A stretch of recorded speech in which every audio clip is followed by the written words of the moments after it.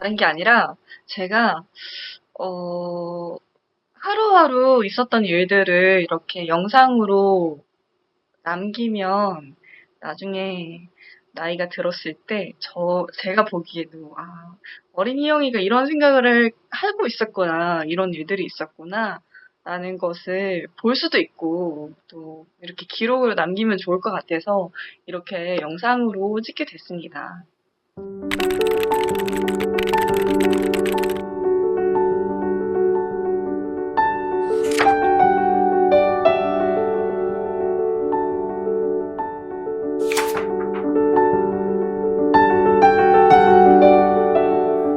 푸른 생명이 돋아나는 계절은 언제나 그렇듯 찬란했다. 커다랗고 울창한 나무가 되고 싶단 꿈을 품은 새싹은 향긋한 봄바람 밑에서 포근함을 느꼈다. 작가가 되고 싶었던 난 그 시절 공지영 작가를 좋아했다. 무겁게만 바라볼 세상을 가슴 따뜻하게 이해해서 나도 그런 소설을 쓰고 싶었다. 백일장에 나가 상도 타고 밤새 중지가 물러 터지도록 글을 썼다.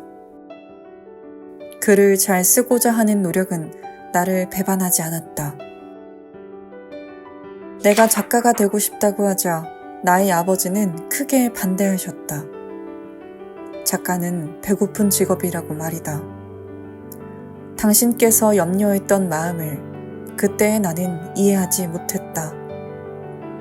나는 아버지를 설득하기 위해 바지런히 글을 쓰고 배웠다. 전국 편지쓰기 대회에서 금상을 타던 날, 아버지는 마침내 나의 글쓰기를 인정하셨다. 그때 나의 은사님이 대학교에서 국문학 박사 학위를 준비하고 있다는 소식을 들었다. 나는 은사님을 따라 은사님이 다니는 대학교에 원서를 냈다. 성공할 것만 같던 삶. 나는 아주 가까운 미래에 훌륭한 작가가 되어 있을 거라고 자신했다.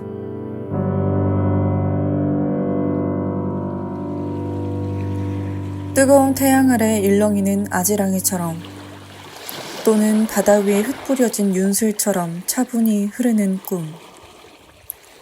열정은 목표가 생기자 바지런히 달려나가기 시작했다.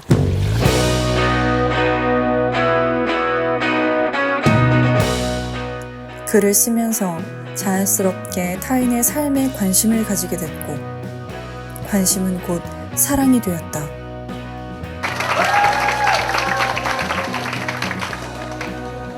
1학년 때부터 고등학교 3학년 이렇게 될 때까지 난 대체 뭘 한 거지? 문학을 했는데 지금 이렇게 놓아버리는 게 맞나 싶더라고. 나는 애절한 타인의 사연을 갈망했다.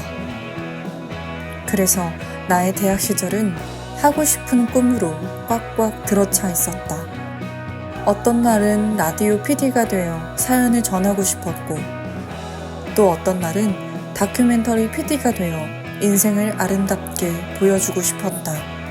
40년 넘게 개발이 미뤄지면서 노인들만 남게 된 목포 온금동 주민들의 애환과 고충을 보여줍니다. 온금동이라는 마을을 알고 있었고, 이 달동네의 실태나 노인들이 살고 있는 모습을 잘 알리고 싶었는데 거기에 꼭 맞는 공모전을 찾다 보니 이 지역 채널 공모전을 알게 돼요. 하지만 언제 이룰지 모르는 꿈 때문에 현실을 포기할 수 없었다. 나는 병원 홍보팀에서 일을 하며 사보 만드는 일을 배웠다.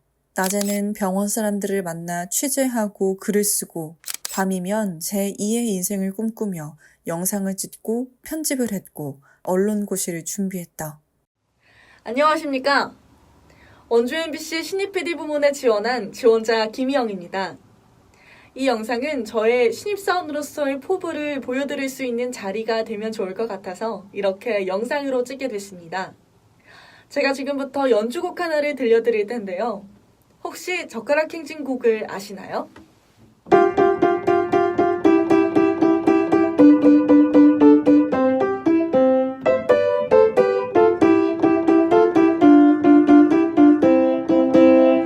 네, 이 곡은 러시아 작곡가인 보루딘이 자신의 딸을 위해서 직접 작곡한 곡입니다. 그런데 이 곡을 듣고 있던 그의 친구 작곡가인 무소록스키는 이 곡은 아무런 쓸모가 없다라고 얘기를 했다는데요. 이 곡이 우리나라의 최고 재즈 피아니스트 김광민 씨의 손을 거치면서 이렇게 바뀝니다.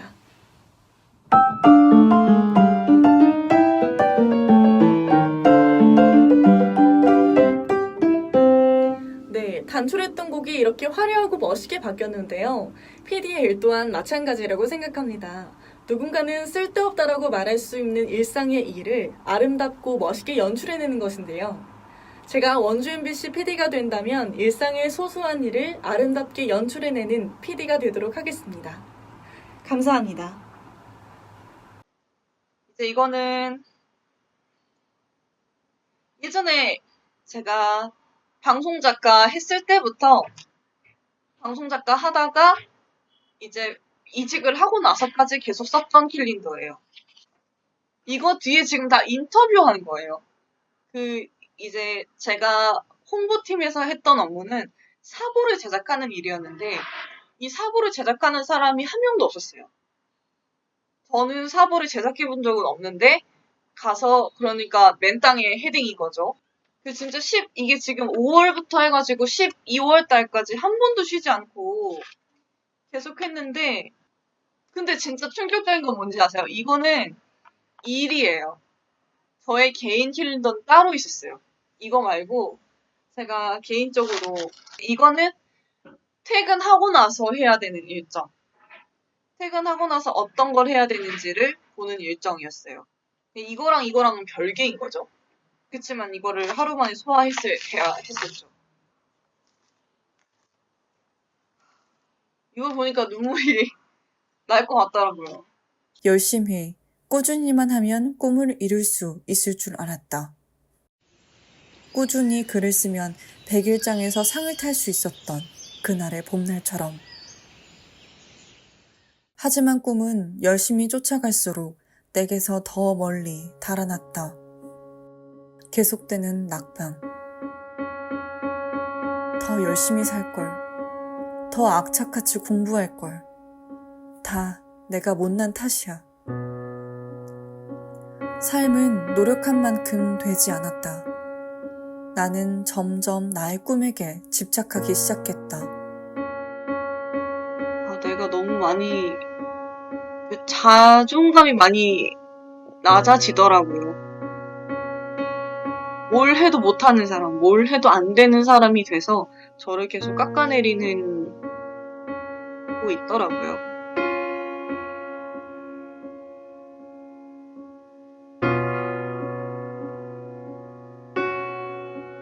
물론 참고 할 수 있겠죠.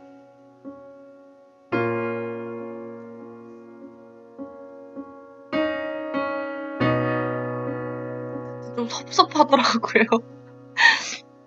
그냥 물론 누군가에게 보상받기 위해서 하는 일은 아니에요.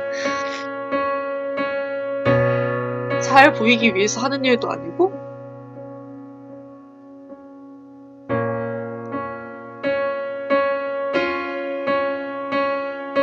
근데 너무 제가 되게 힘들어하고 스트레스 받아왔던 일을 너무 가볍게 이야기를 하시는 것 같아서 그게 좀 마음이 섭섭했어요. 마음이 너무 복잡해요. 그러니까 제가 세운 계획대로 안 되고 있어요.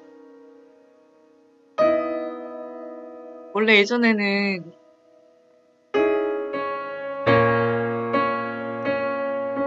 그냥 종교 같은 것도 없었고 내가 잘하면 돼 이런 자신감이 있었는데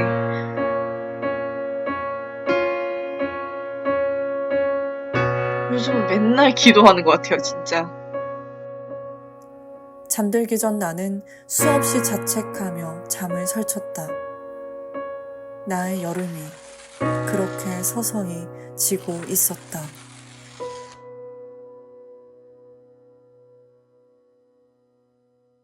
꽃이 졌다고 해서 인생이 끝난 것은 아니었다. 타올랐던 열정에 지평선 너머로 저물고 인생은 붉게 익었다. 열매로 결실을 틔우는 계절. 나는 아름다워 보이기만 했던 여름꽃을 내려놓기로 했다. 대단하고 멋져 보였던 언론인에 대한 꿈을 접고 작가가 되었다. 책은 여름날 나의 홍수 같은 눈물들로 엮었다. 봄날에 쌓아올린 필력과 여름의 아련한 열정이 만든 수필들이었다.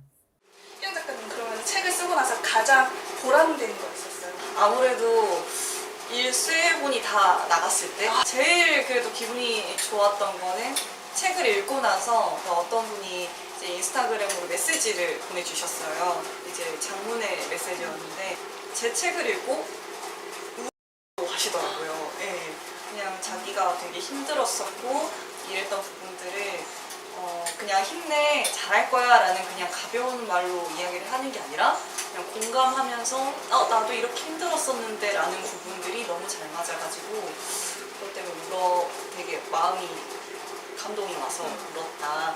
이런 좋은 책을 써주셔서 너무 감사합니다 라는 메시지를 받았을 때 그때 내가 책을 낸 걸 정말 잘한 거구나 라는 생각이 들었었던 것 같아요. 작가님에게 글을 쓰는 힘이란 어떤 걸까요? 큰 꿈이었기도 했지만 개인적으로 어떤 느낌인지. 네. 저도 앵두맨이랑 좀 비슷한 마음으로 글을 쓰는데 원래는 제가 다음에 브런치라는 플랫폼에서 글을 썼어요. 그 글을 쓸 때는 사실은 다른 사람한테 보여지는 글이 아니라 내가 이 글을 쓰면서 마음을 위로해야겠다라는 생각으로 글을 썼는데 저도 글을 쓰다 보니까 제 자신이 위로를 받고 있더라고요. 근데 결국에는 음악도 그렇고 글도 그렇고 모든 것들이 우선 내가 공감이 돼야 되고 내가 진짜 힘으로 느낀 글들이 음악들이 누군가에게도 그 진심이 전해지는 것 같더라고요. 그래서 나의 글들은 누군가의 가슴에 공감으로 맺혔다. 눈물이 눈물을 만나 더 큰 홍수를 일으켰다. 너무 많이 울어서 말라 없어졌다고 생각했던 나의 바다는 그렇게 차츰 차올랐다. 모든 게 완벽했다. 내가 좋아하는 것을 하면서 돈을 벌 수 있다니. 이제 더는 이상과 현실을 따로 두지 않아도 된다니. 하지만 나의 내면에는 여전히 나 자신을 미워하는 마음으로 그득 차 있었다. 여름날 자악하며 새벽 내내 울었던 날들이 다 타고 남은 잿가루로 남아 마음을 어지럽혔다. 그 시기 나는 베스트셀러가 되었지만 마음 한편으로 불안감이 잔존해 있었다. 내가 정말 작가라고 불려도 되는 사람인가? 그리고 그 즈음 나는 코로나19라는 자연재해를 만났다.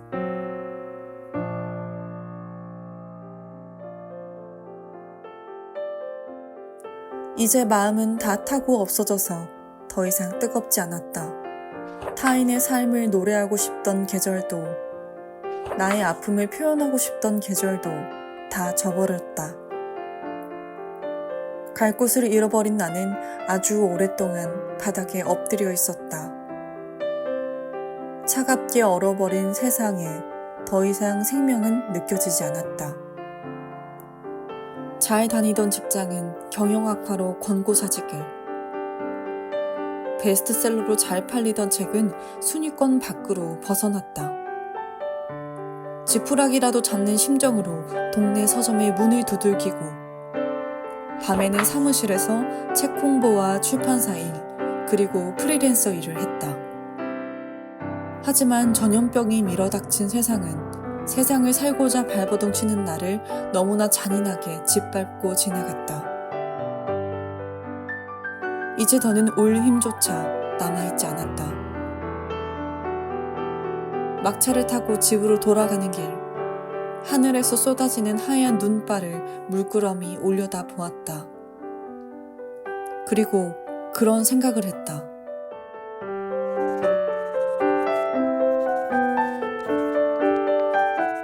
다시 일어설 힘이 없었다. 세상은 내게 죽으라고만 하는 것 같았다. 미래에 대한 꿈도, 계획도, 목표도 저버린 채 하루하루 힘겹게 숨 쉬어왔던 계절. 세상에 짓밟힌 인생에 희망 따윈 없었다. 하지만 아주 또렷한 한 가지를 깨달았다. 인생은 내 계획대로 절대 흘러가지 않는다는 걸. 나는 그동안 나의 운명을 스스로 결정할 수 있는 것처럼 굴었다. 대단한 언론인이 된다거나 베스트셀러 작가가 된다거나. 그러나 운명은 온전히 신의 뜻이었다. 내가 결정하는 것이 아닌 그저 개척하는 것이었다. 미완인 채로 인생에서 긴 수필을 지속적으로 써나가는 과정일 뿐이었다. 나는 내가 가진 생각과 욕심과 꿈을 모두 내려놓고 나서야 비로소 삶으로부터 자유로워졌다. 나는 이제 공중파 방송국의 PD도 베스트셀러 작가도 꿈꾸지 않는다. 그저 김희영, 나 자체로 인생을 써나가기로 한 것이다. 이젠 내가 그러진 욕심으로 고통스럽게 살지 않으리라.